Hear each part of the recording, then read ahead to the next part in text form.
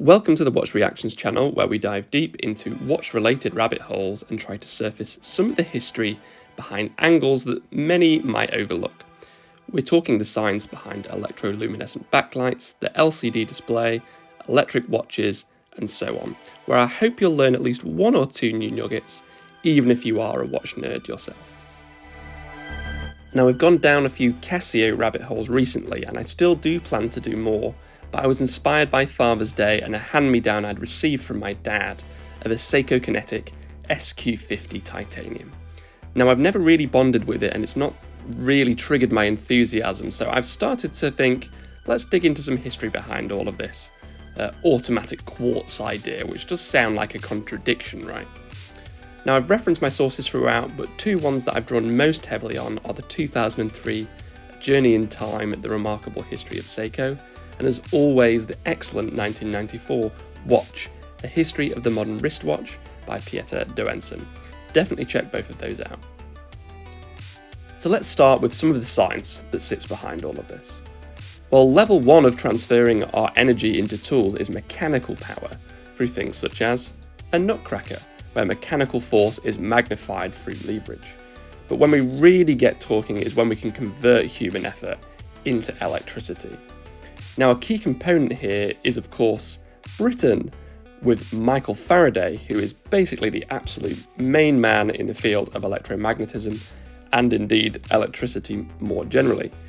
He discovered, or at least was the first to publish, on the creation of electrical force from a non-electrical source, which was called electromotive force, which he showed in the Faraday disc in 1831, which was the first electromagnetic generator. This was a copper disc that was placed between the two poles of the magnet, and when you span the disc, it created a small direct current voltage. Now, we moved into the realm of dynamos a year later in 1832 with Hippolytus Pixis, I think it's pronounced. In this device, you would use a crank to spin a magnet that was passing by a piece of iron, with the innovation being that this was converted into a dynamo by the introduction of a commutator, which converted the alternating current into direct current. Now, one of the earliest examples of this being used is in more consumer-oriented products, which was the dyno torch. Now, the Dutch company Philips started in the light bulb industry in the 1890s, and when the Germans had occupied the Netherlands during World War II, they realised that Philips had this technology to produce torches that could be powered simply by squeezing a lever without the need for batteries, which became known as the dyno torch, or squeeze-ket in Dutch, due to the noise that it made. Now, with these torches, the squeeze spins a flywheel, which charges up the generator, or dynamo, which then feeds converted electricity into a light bulb. Now, we're all familiar with bike dynamos, where the light is powered by pedalling, but as I understand, these are technically not dynamos due to them using alternating current and not using a commutator.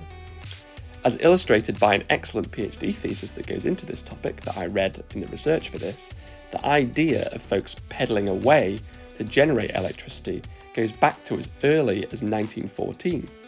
Now, a more recent and terrifying portrayal of this idea can be seen in the excellent Charlie Brooker series Black Mirror in the episode 50 Million Merits, where workers keep the lights on for the whole society through their pedaling efforts to gain points to take part in a pop idol style competition.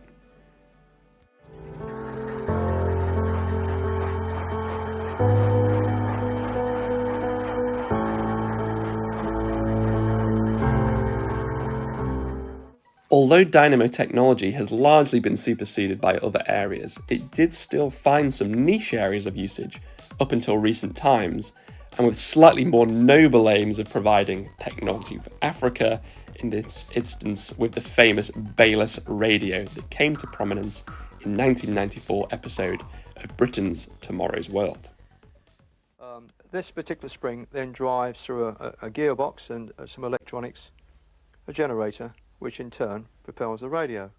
And now all you have to do is to wind the radio up. Just like a clock. That's right, and now it will run without batteries. Right, so let's bring this all back to watches. Now, patents surrounding the application of these technologies to clocks goes back to at least 1957, with this patent from Kleininger and Obgefell in Germany, with a 1958 patent also coming from Junghans, who make watches, for a generator driven by a rotating mass in a wristwatch. Now, Seiko themselves got in on the intellectual property action with their own patent in 1975, which was very much about looking to avoid the need for batteries that didn't last over 2 years at the time. Now, battery life would become less of an issue later as durations of these started to approach 10 years and beyond, but the point still remained that there was kind of this environmental aspect of using less batteries as well, which they really tapped to in later years. One of the first working prototypes I've been able to see that started to use this technology was the Sakura Superman, presented at the 1976 Basel Fair. This has 2 separate modules, with the charge for the LED module being generated indirectly through the rotating mass. Now, discussion between what Seiko called internal generation and external generation technologies for replacing batteries were very widespread at the time, with Sakura also displaying a solar-powered watch in the same year. Now, Seiko did of course take part in the solar market as well, with LCD, quartz, and even chronograph options, but they really did place their bets on kinetic and internal generation as being the future, as we'll see in the rest of this video. According to the excellent history of this period that is in the 2003 Journey in Time book I mentioned at the start, as of 1983, Seiko really decided to jump in and invest in kinetic under the leadership of Masahito Yoshito. Now, they had a whole heap of problems that they had to solve, which included 1, a movement that could run on very low amounts of power, 2, a super efficient generator, and 3, a device for storing the generated electricity. Now, if we start with the storage device, it had actually already been solved for separately by Matsushita, which later would become Panasonic, and Nippon Electric, or NEC, with their supercapacitors, originally used as backup for memory for computers, with the watch version being the Farad button cell, named after our previously referenced Michael Faraday, which I think is a pretty cool link.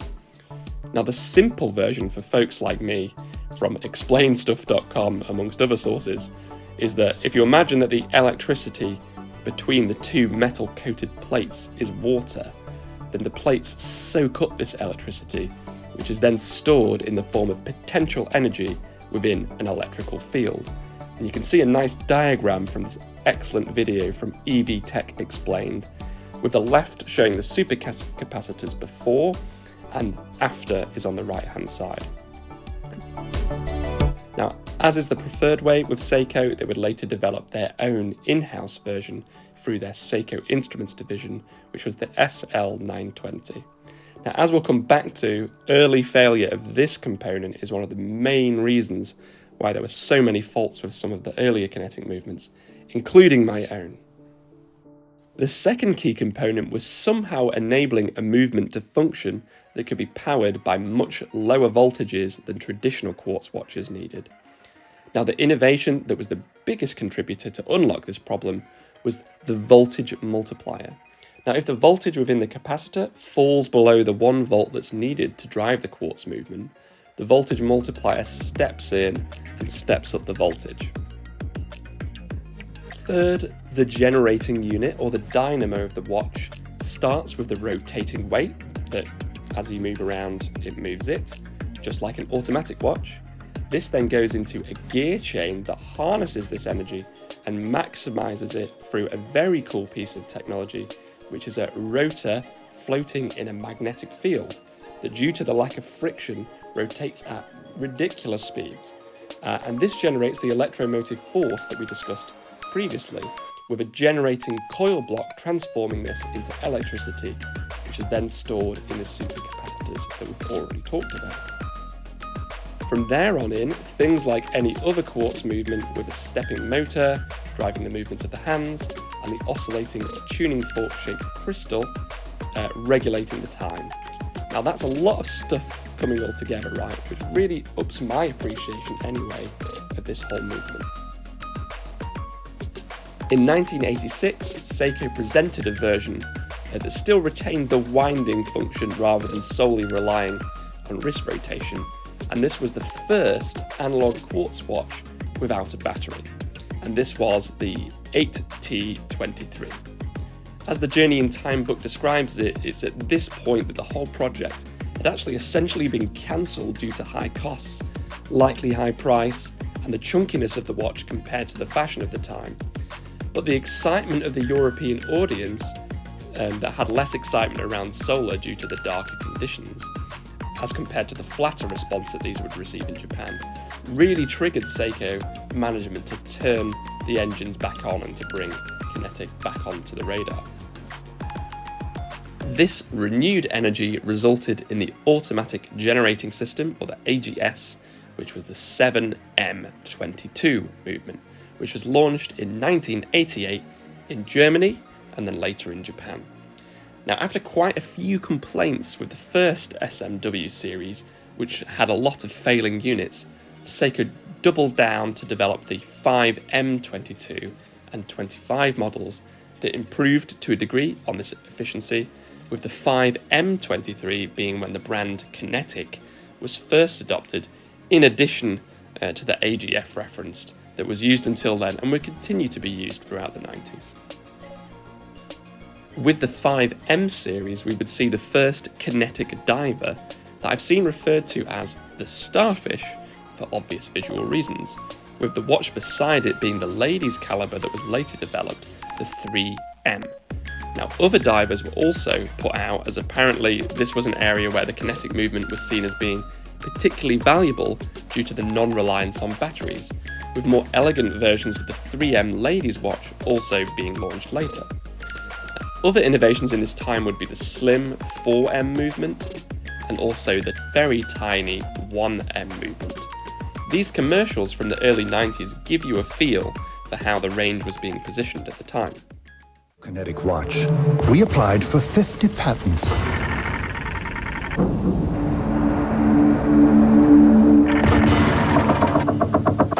How could we fit them all inside? We took out the battery. Seiko Kinetic. Now the forces of nature can move the hands of time with Seiko Kinetic Quartz, Seiko's unique motion-powered generator.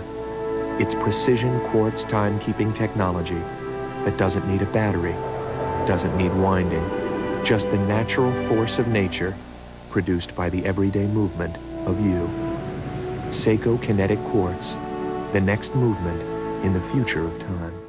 Now, a slightly more interesting range of watches, in my eyes at least, was the more professional applications of this kinetic technology, which was the Master Kinetic series, with the first key one being the Landmaster in 1993.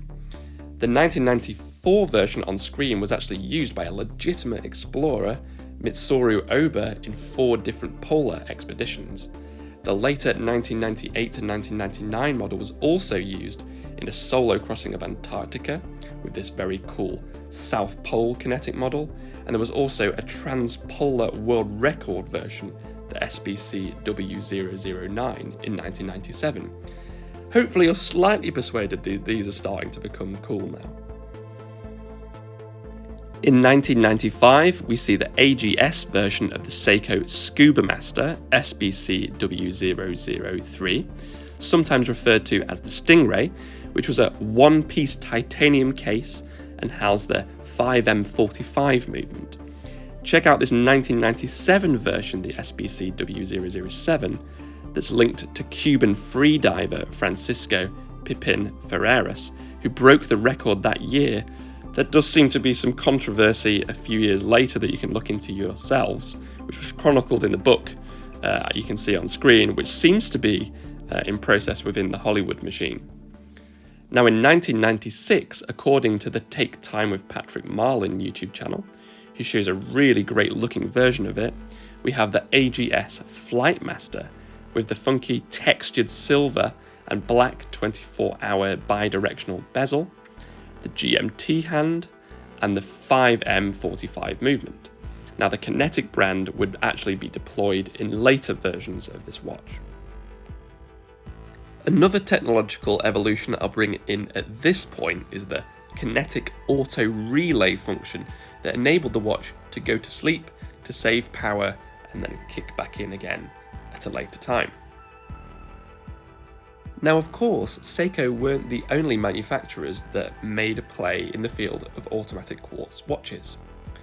The first important instance takes us back to the origins of a lot of our discussion, which is in the Netherlands.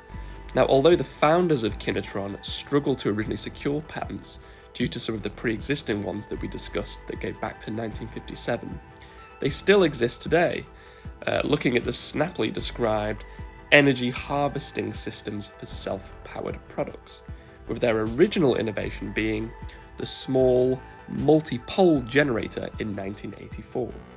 Now, this would be utilised in collaboration with the University of Eindhoven and a French consultancy agency that helped with the design in the very artsy-looking Samara watch, which was so named because its rotor resembled the spinning seed pods of the Samara fruit. Now, this was launched by the Swiss brand Jean d'Ève, who showcased the watch at Basel Fair in 1988, the same year as the launch of Seiko's 7M model. Now, ETA was carrying the flag for Switzerland under the Swatch Group, and they launched a whole bunch of different Auto-quartz movements that would be utilised within its family or licensed to friendly companies. Some fun ones are the Longines arm-powered Precision, the Tissot with its PR100, and actually a much later PRC200, the Omega Matic, the Rado AccuStar, Swatch watches of course, the Degena K-Tech series, Hermès with one of the chronograph movements in the Nomad, Roberget in a very expensive jewel-encrusted one, which looks very different to my crusty old Seiko SQ5, the Mido Multifor, Fortis in its Spacematic Eco, the fun Frank Mueller Transamerica, as well as independently designed watches such as this very elaborate Grand Voyage. It's worth noting that Citizen did its own version where they added the kinetic element into their Eco Drive, calling it the Eco Drive Duo due to the two different sources of energy, but they didn't really seem to push on it, and I can't see much more development on this side from Citizen. We can see from some of those other designs that Seiko perhaps needed to up its game in terms of design and fun-looking watches, which has been a bit of a block for me personally on the models of Seiko Kinetic I've seen. Well, enter the very famous German watch designer Jorg Hysek, famous for his pivotal role in the design of the Vaheron Constantin overseas and multiple other accolades. Now, Seiko would bring him on board to launch the 1997 Arctura Kinetic, which utilised some very complex 3D curves that needed to be overcome through a fun technology known as metal powder injection moulding. Here's a commercial from the time showing off the design. Great electricity, use it. The Seiko Kinetic watch, electrically charged every time you move your body. Another absolutely mad design that I love and want now is their Kinetic chronograph, which was first launched kind of between 1999 and 2000 after being shown off to the world in 1998. The Seiko website likens this to a sports car dashboard or instrument panel, which I think is a nice comparison.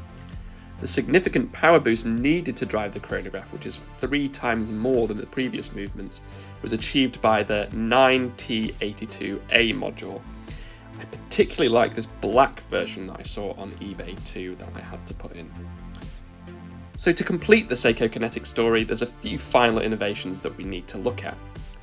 First, the introduction of the direct drive edition, which enabled people to top up the energy with the winding of the crown. This was also used on some very fancy models, including this moon phase direct drive model. Second was this weird day indicator version. Third, the Kinetic Perpetual range, which of course accounts for leap years. Fourth, building on top of the original look for the chronograph models, we also had some slightly different looking kinetic chronographs that were a bit more traditional, or relatively traditional. And then finally, we have the Streamline series, which is quite asymmetric looking, with some of them being very Ventura-esque. So to finish the story, especially as you know I love a digital watch, I wanted to highlight the watches of Ventura, with their award-winning MGS Spark that uses the same principles we've discussed throughout to drive a digital display. Now these models are all very retro future. Perhaps I could persuade Killing Time with Norman, subscribe to his channel, to pick up one for his particularly cool retro future collection. So there we have it. I hope you've enjoyed learning a bit more about the history of automatic quartz watches, and particularly the Seiko AGS and Kinetic ranges. Yes, there were some faulty watches that watchmakers don't want to go near, and yes, there were some slightly uninspired ones like the one I own, but the technology has an amazing history and there are some super cool designs out there, and I want one of those chronos. So I hope you enjoyed the video. If you did, please do consider liking and subscribing. It helps just give the boost to make more of these. For the Casio nerds, don't worry, I'll be back to that soon with the 2000s, and I hope you have a great rest of your day.